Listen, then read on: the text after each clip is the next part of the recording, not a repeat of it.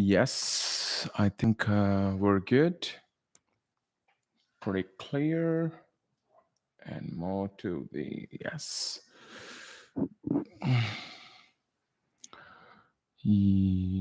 Maybe this way. That's great.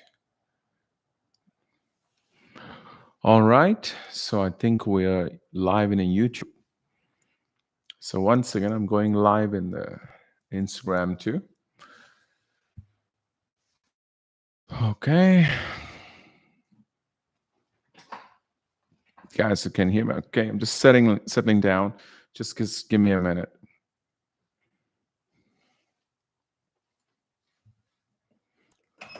Okay.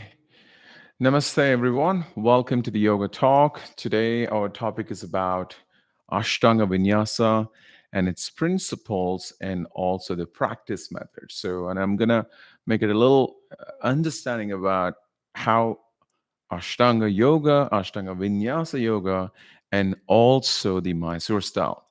So, let's get into this Ashtanga Yoga. It's basically considered the most difficult yoga style because you need a lot of patience and discipline towards your asana practice, literally physical postures. And it is perfectly normal to work on a series for months and even years. But sometimes we have this frequent failure, and a willpower are the part of Ashtanga yoga.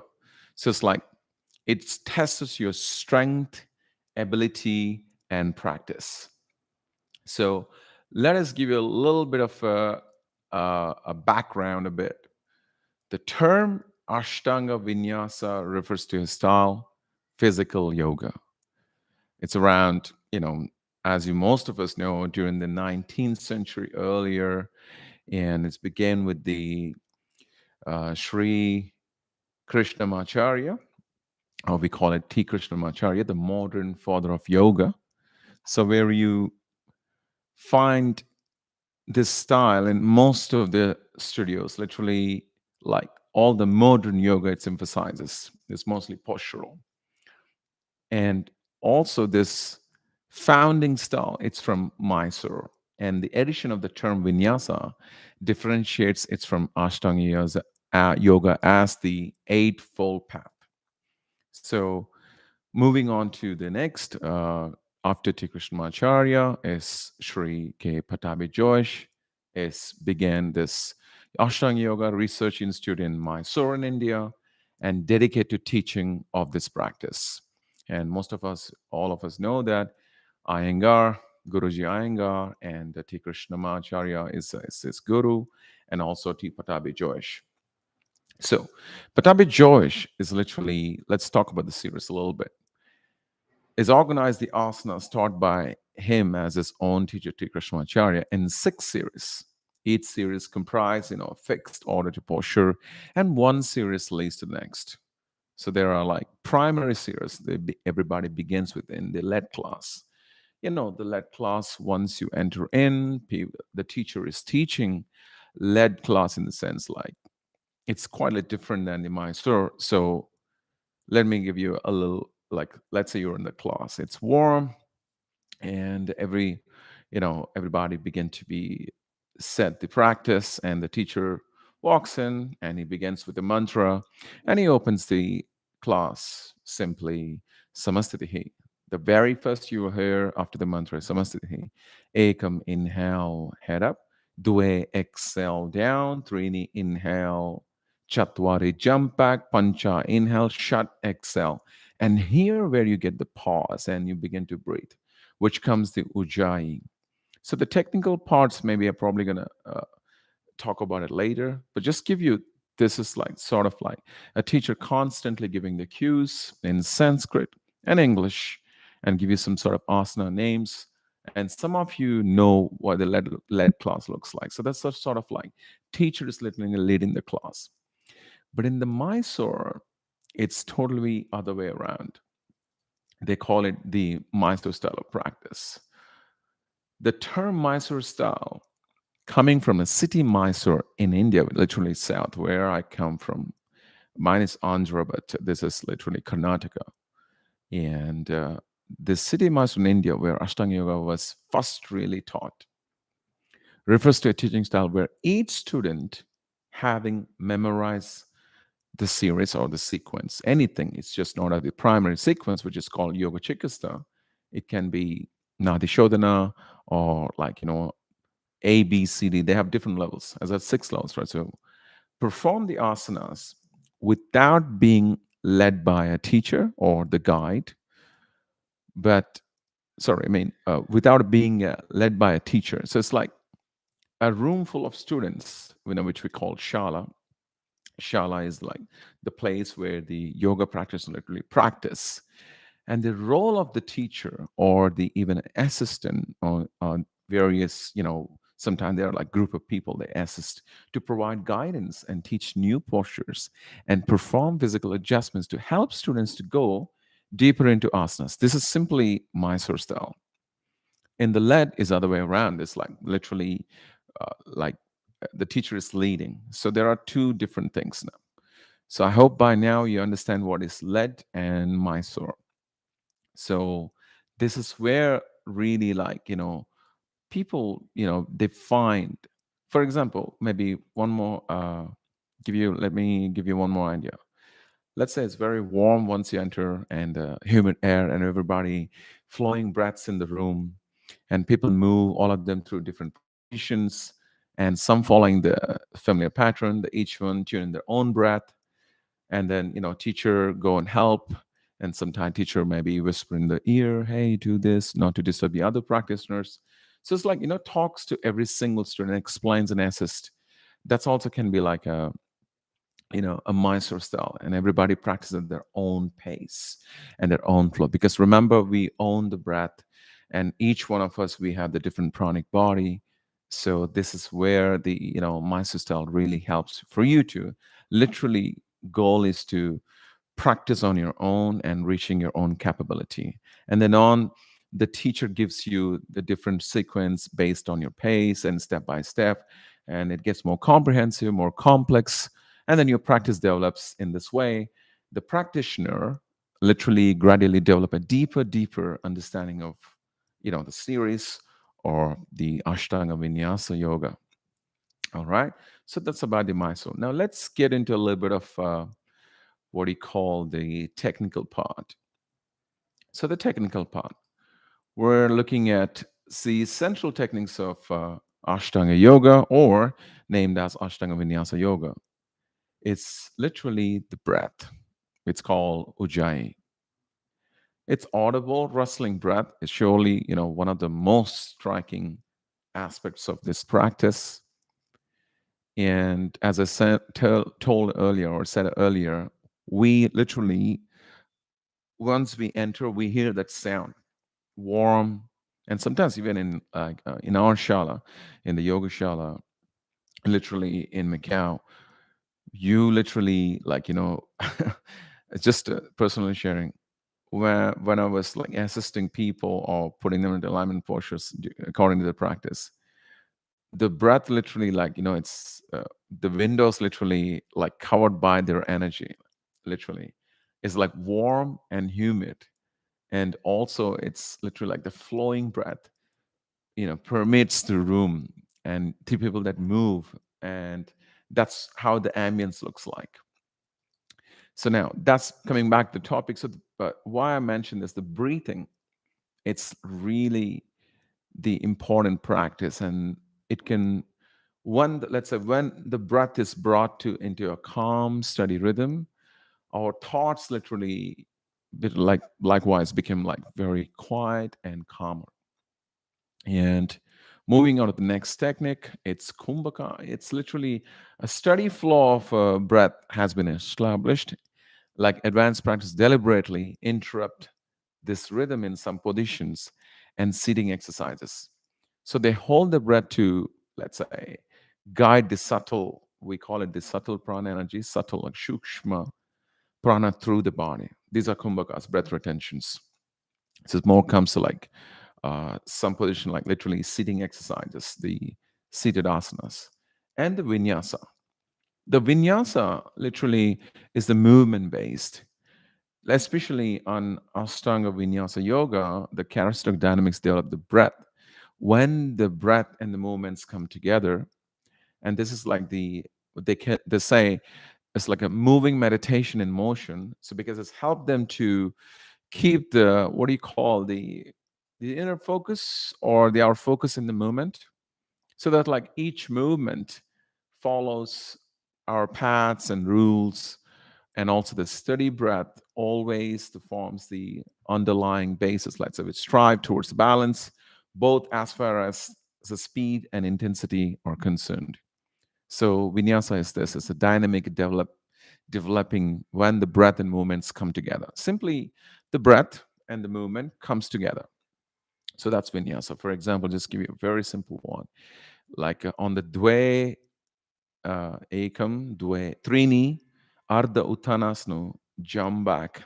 The sort of a pause from Kumbhaga to exhale, chaturanga, right? So the movement when it comes together with the breath, that's vinyasa when you move like a cycle.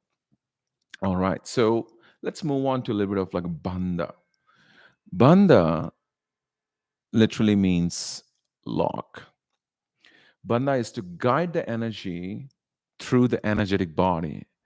This mainly happens when you have like a concentration of like sort of imagination, like a subtle muscles contractions. And the physical effect of bandha facilitate the concentration, and that's like the base of the correct alignment in different positions. They have like Jalandhar bandha, Uddiyana bandha, Mula bandha. So like, so they have different root locks. They have like, sorry, one root lock, and they have here and there, and the chin lock, the admin lock, and the root lock. If you find a great teacher, I think the great teacher can inspire you to go more deeper, because he or she should know the systematic practice. But for now, what you understand is like I kind of give you some sort of like a what do you call guidance, how it looks like now.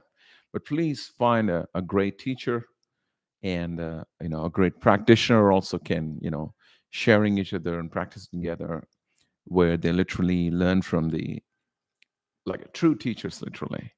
Or even some people literally do self practice, even like a Mysore is a self practice, right? Even Ashtanga Vinyasa Yoga, like Ashtanga Yoga, it's sort of like they say it's a self practice. Even if you go to India, you go anywhere in the world, you find that similar pattern. So find a teacher who can teach you really these techniques, so that you could get that deeper progress. Now let's moving on to the drishti, where this focus, concentration. This is the very important in what he called in the Ashtanga Yoga. So drishtis are literally referred as concentration. And let me give you much more clarity. Let's say a concentration point is a technique of this practice. So all this, they have different drishtis they have, which I'm not going to go deeper into it. So like gauging the navel, gauging the angushta, thumb, gauging the hasta, hand, parshva, sides, even urdhva, looking up, or even looking at the tip of the nose. Even they have like a brumati drishti, literally looking at in mid of the eyebrows. It goes on. So this is literally like all the sensory organs are closed off the external world and far away from all distractions. So one start to move in the state of focus and unity. So these are the like what do you call the techniques where you find stability, and also what do you call the positioning of the each asana. So the breath, the bandha, and also what is the breath, the bandha, and drishti. Let me give you a little idea about Trishtana. Trishtana means literally the three dwelling places. The three parts of Trishtana is Ashtanga Yoga is literally usually understood as breath, the ujjayi, and bandha, the lock, or the holding the energy, like the chin, the abdomen, and the root, and the drishti. So these are like the integral relationship between the breath and the bandha. And some people even interpret as Trishana as a breath, bandha, drishti, and asana. So these are like three powerful principles of this Ashtanga Vinyasa yoga practice, and also in the Mysore too. When you get better in the lead, I mean, when you're literally like doing well, and people, might move to the Mysore style because they want to go more deeper, they want to find their personal practice. So they find more elements, so that you found that immensely interesting as you follow these methods. So these are the what I like to share today. Literally some simple background and this definition, principle, practice, and a bit of history. And literally, let's come back to a little bit of the around 1990s. I'm a 90s kid actually, like, so I'm born in like 1986. So I 90s literally. I have no idea literally what is yoga. I used to see in the school, but like I used to, practice a little bit, but not really like so much vigorously. But I see around because we're born in India. It's like the people, the culture, no. But the mostly yoga, I think in Western world, it practiced a lot. Of course, it does in India also, where you found this authenticity, practicing from different backgrounds, like even like a daily workout, also a good way to keep the mind and body healthy and strong. But the practice in East and West is a little different story. Why I'm mentioning this? Because yoga is evolved, especially the modern yoga. If I just even refer to Ashtanga Vinyasa Yoga or Ashtanga Yoga, it centers on vigorous physical practice that includes, this all this earlier I mentioned, the series of practice and continuous sequence and staying on the breath. The question is, what kind of practice you're demanding for yourself, and what intense level, your physical strength and also your ability, your endurance, and that literally can be a challenging to find a way, or whether you're just starting out in yoga or even looking or something new as a like. Because why I shared earlier, even in my yoga practice, how I used to see is mostly in the beginning was, oh, once I see a pose, oh, that's yoga. But as I go more deep into it, what I understood is yoga is literally philosophy. So all sort of this begins with the what he called this evolve and adding and interpreting, right, or adding your own elements that becomes your own yoga. So we have names, we have sequences, we have classes, we have great teachers. Why I'm mentioning, maybe it's out of a little bit out of topic, but I wanted to say that is yoga is ultimately philosophy integrated the eight limbs of yoga earlier talk that I mentioned, the Ashtanga yoga, because I wanted to sort of link with that, so that that links with the moral codes, niyamas, and the posture, the breath, the sense withdrawal, and also understanding this series of practice where you let, there's this is all like what it's provides based on the teacher.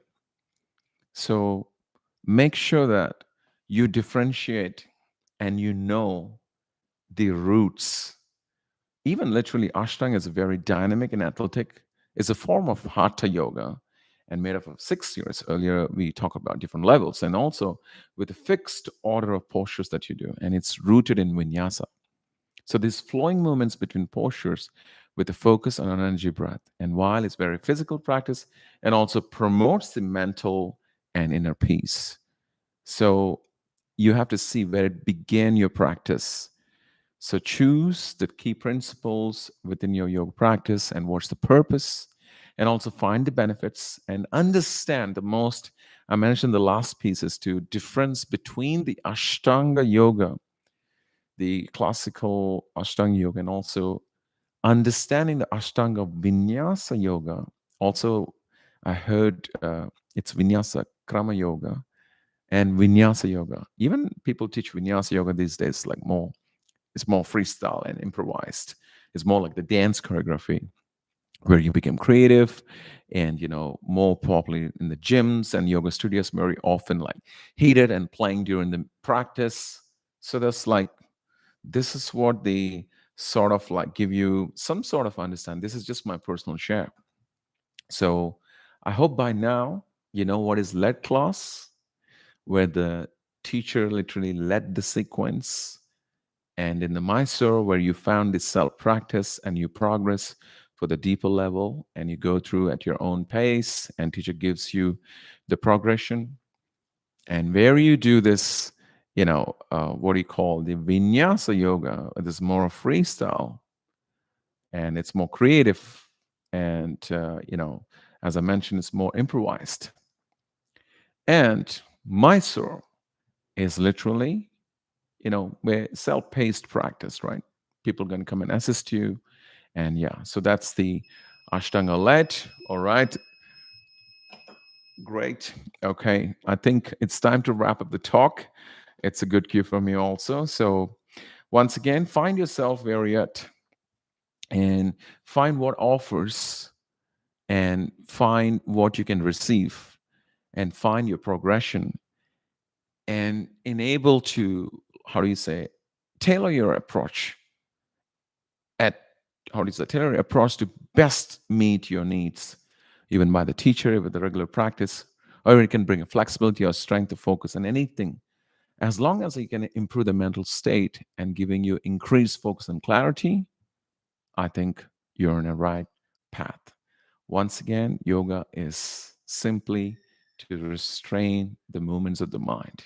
Yogas chitta vritti nirodha. Thank you, everyone. I hope this, the last piece, kind of gives you my personal sharing for you to understand my experience, and also a little talk about the technical side. Okay. Thank you and namaste. Bye for now.